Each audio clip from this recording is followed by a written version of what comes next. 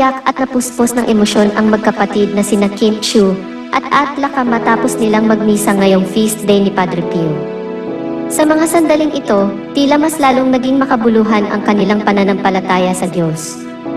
Kamakailan lamang ay isinilayan ng kapamilya actress na ito ang tunay na pag-iral ng mga himala, lalo na kapag puspusan ang iyong pananampalataya sa Diyos. Isang patunay sa mga pangyayari ay ang kabilisan ng paggaling ng nakatatandang kapatid ni Kim na si Lakam. Ilang araw itong na-confine sa ospital dahil sa isang matinding karamdaman.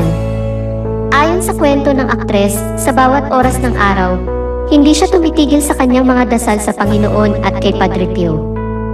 Buong pusong sumusumpa si Kim Chiu sa pagiging devotee ni Padre Pio sa loob ng mahabang panahon.